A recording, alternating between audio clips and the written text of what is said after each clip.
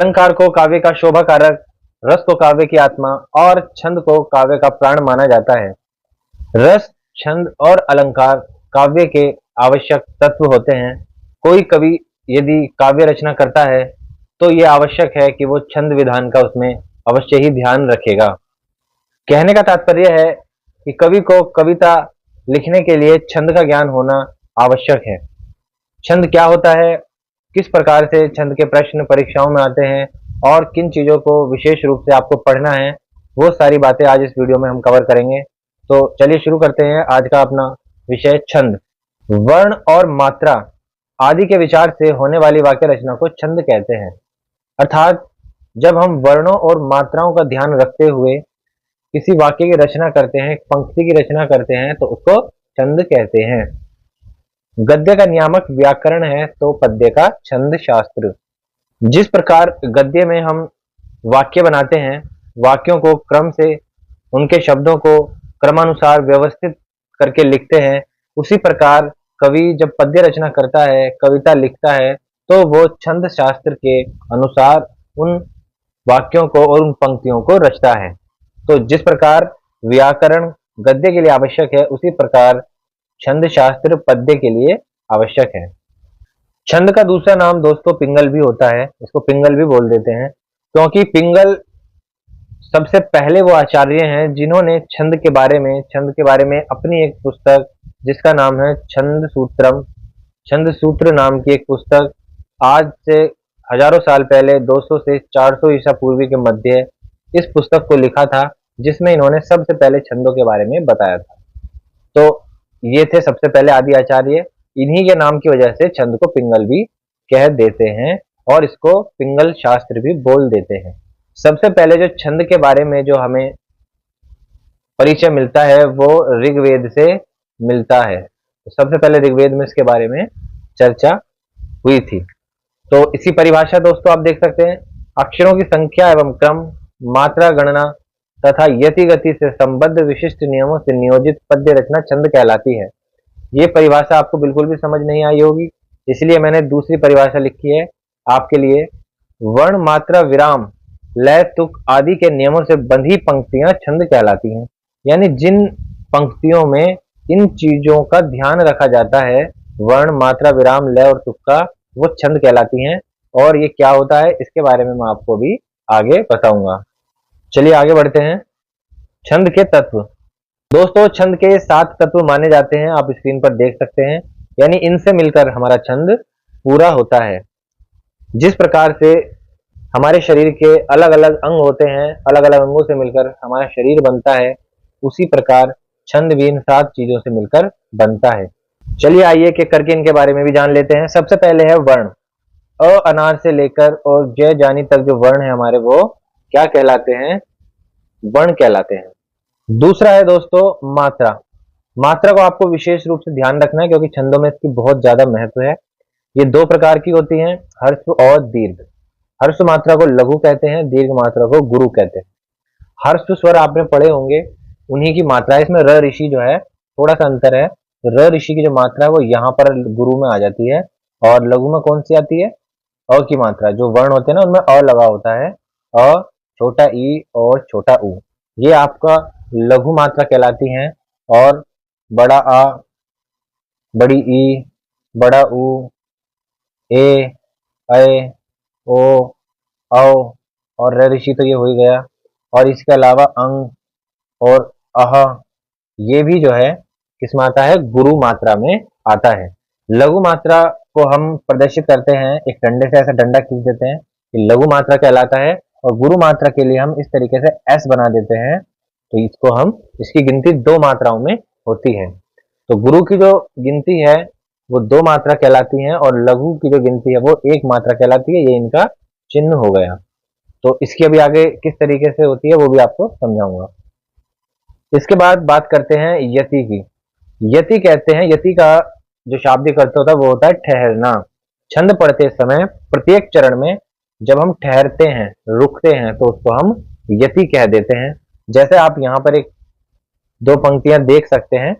यह एक दोहा है कवि बिहारी का। मेरी भव बाधा हरो राधा नागरी सोई। तो यहाँ पर हम थोड़ा सा रुके, मेरी भव बाधा हरो, यहाँ पर हम रुके तो हमने कोमा लगा दिया। जब हम ठहरते हैं तो हम या तो कोमा लगाते हैं या फिर पूर्ण विराम लगा देते हैं। अमूमन हम इन्हीं दो तरह की यति का प्रयोग करते हैं छंद के अंदर। गति क्या होती है? गति होती है लय, बोलने की लय। कर्ण मधुर प्रवाह, जब हम किसी छंदबद्ध पंक्तियों को बोलते हैं तो हम एक लय बनाते हैं, लय में बोलते हैं। इस लय की वजह से ही वो हमें सुनने में अच्छी लगती है।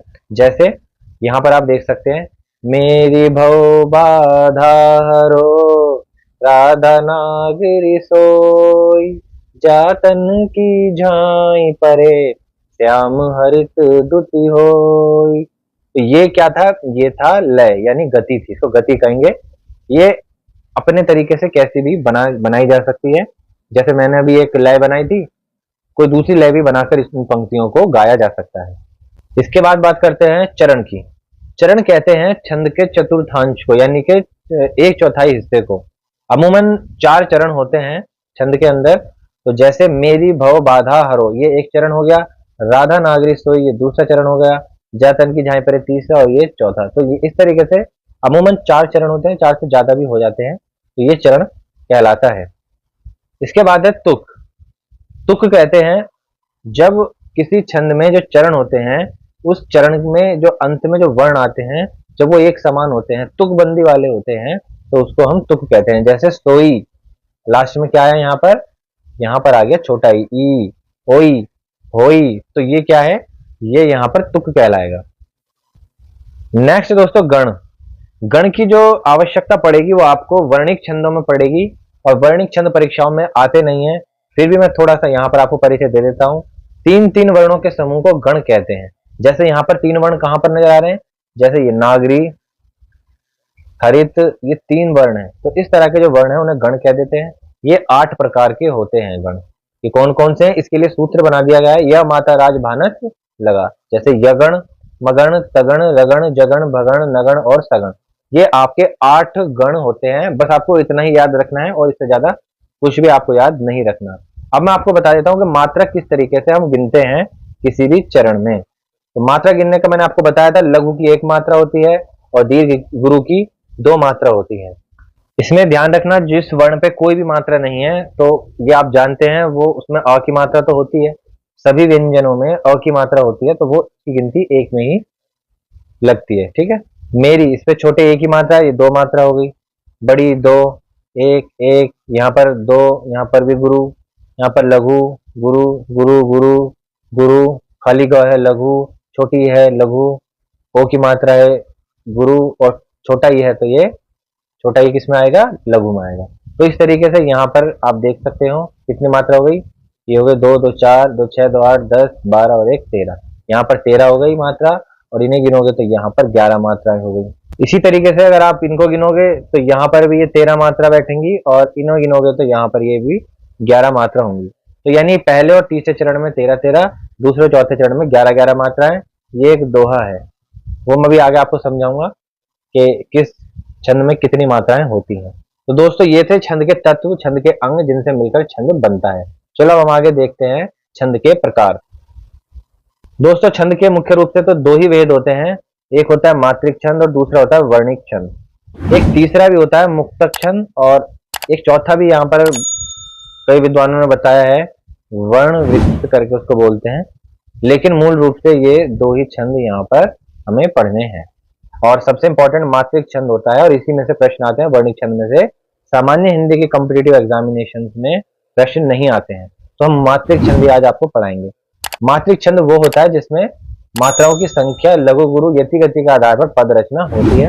वर्णिक छंद वो होता है जिसमें वर्णों की संख्या क्रम गण विधान और लघु गुरु के आधार पर पद रचना होती है। मुक्तक छंद वो होता है जो मुक्त होता है छंदों से, न वर्णों की गणना न मात्राओं की गणना के आधार पर, बल्कि एक भाव प्रवाह के आधार पर पद रचना होती है। कोई छंद का कोई नियम यहाँ पर नहीं लगता है मुक्तक में। तो ये 2 ही मुख्य होते हैं, और उसमें भी हम मात्रिक छंद को आज पढ़ेंगे। ये हमारा सबसे इंपॉर्टेंट है। चलिए देख लेते हैं मात्रिक छंद क्या होता है। मात्रिक छंद को दोस्तों 3 भागों में विभाजित कर सकते हैं, सममात्रिक, अर्ध सममात्रिक और विषम मात्रिक। सममात्रिक जैसा कि नाम से ही पता लग रहा है, ऐसा छंद जिसके अंदर वो मात्रिक छंद जिसके अंदर मात्राओं की जो संख्या है सभी चरणों में समान होती है। जैसे ये 4 होते हैं मुख्य, एक चौपाई, रोला, गीतिका और हरि गीतिका। इसके लिए एक ट्रिक यहाँ पर मैंने आपके लिए बनाई है, इसको आप याद कर सकते हैं। 4 गीत हरि के, च से चौपाई, र से रोला, गीत से गीतिका, हरि से हरि गीतिका। हरि कृष्ण को कहते हैं वैसे तो 4 गीत हरि के यानी कृष्ण के 4 गीत, ऐसे याद कर लो आप ट्रिक। तो ये चारों जो है सममात्रिक छंद है, यानी कि चारों चरणों में, सब में कितने चरण होते हैं?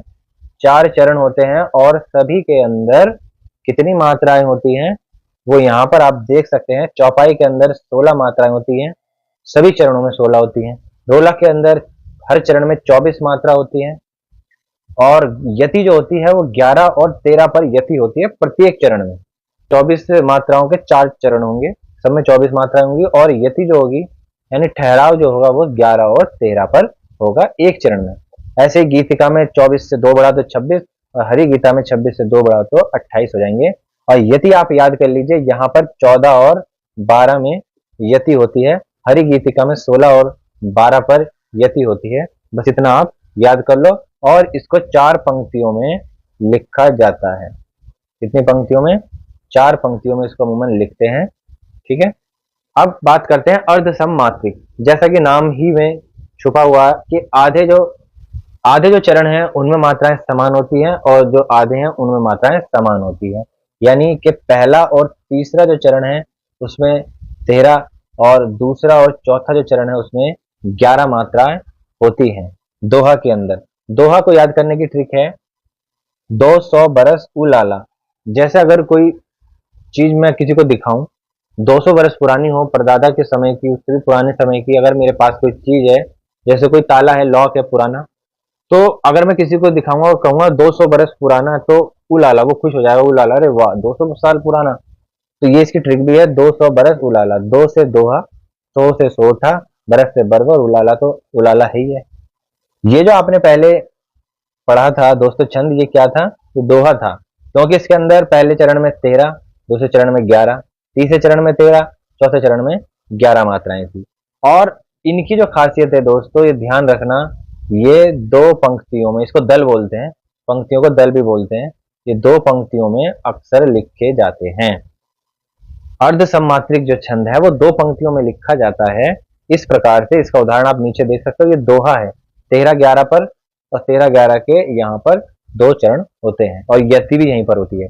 सोठा में पहला जो चरण है वो 11 और दूसरा चरण है वो 13 मात्राओं का। ऐसे बरवे में 19 मात्राएं होती हैं और पहला चरण 12 और दूसरा चरण 7 का। इस तरीके से आप यहाँ पर देख सकते हैं। इसके बाद है दोस्तों विषम मात्रिक छंद। विषम मात्रिक छंद जो 2 छंदों से मिलकर बना होता है, जैसे कुंडलियां हैं और छप्पे है, यही मुख्य हैं। कुंडलियां जो है वो दोहा और रोला से मिलकर बना है। पहले जो 2 चरण होते हैं वो दोहा के होते हैं और उसके बाद 4 चरण रोला के होते हैं। छपे में पहले 2 रोला और बाद में, पहले 4 रोला और बाद में उल्लाला के होते हैं। तो इसको याद करने की आप ट्रिक देख लीजिए। दोस्तों आपने देखा होगा अक्सर बाहर शहरों के अंदर खास तौर पर जो चेन स्नेचर्स होते हैं वो महिलाओं की चेन और कुंडल कान से निकाल के भाग जाते हैं, बाइक सवार होते हैं। तो वैसी एक सिचुएशन यहाँ पर देखिए। एक स्त्री थी, वो जा रही थी रिक्शे में बैठकर, तो बाइक सवार 2 लोग आए और उसके जो कुंडल उसने कान में पहने हुए थे वो 2 कुंडल थे। दोनों कुंडल उसने अपने दोनों हाथों से छीन लिए और वहां से भाग गए। तो जो स्त्री थी उसने, तो स्त्री ने यहाँ पर रोल मचा दिया। रोल मतलब एक आंचलिक शब्द है, उत्तर भारत में, पश्चिमी उत्तर प्रदेश में प्रयोग करते हैं। रोल मतलब शोर मचाना। तो जब उसने के 2 कुंडल जो कान में पहने थे वो चेन से लेके भाग गया, तो उसने रोल मचा दिया, शोर मचा दिया। अब वो महिला घर पर आई, घर पे उसने अपनी व्यथा सबको सुनाई कि इस तरह से मेरे साथ घटना घटी और मेरे कुंडल एक चेन स्नेचर ले गया। अब वो घर पे आके रोने लगी, तो सब लोग कहने लगे भाई रो मत, यहाँ पर मत रो। तो कहने लगी कहाँ पर रहूं? छत पर रहूं, यानी कि छप्पे रहूं। सबने बता दिया छत पर रहूं। छत पर, रो से रोला और ऊ से उल्लाला। तो ये ऐसे आप यहाँ पर ट्रिक के माध्यम से इसको याद कर सकते हैं, या आपको याद रहेगा परीक्षा में जब आप परीक्षाएं देंगे। बस इतना ही दोस्तों आपको याद रखना था। इससे बाहर आपसे कोई भी प्रश्न छंद में से नहीं पूछा जाता। तो दोस्तों उम्मीद है आपको सारी चीजें अच्छे से समझ में आई होंगी। अगर आपको मेरी वीडियो अच्छी लगी हो, वीडियो को लाइक करें, शेयर करें और चैनल को सब्सक्राइब जरूर कर लें। धन्यवाद।